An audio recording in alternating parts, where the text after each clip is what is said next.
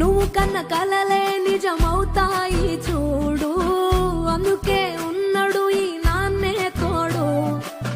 Dasharatha మహారాజే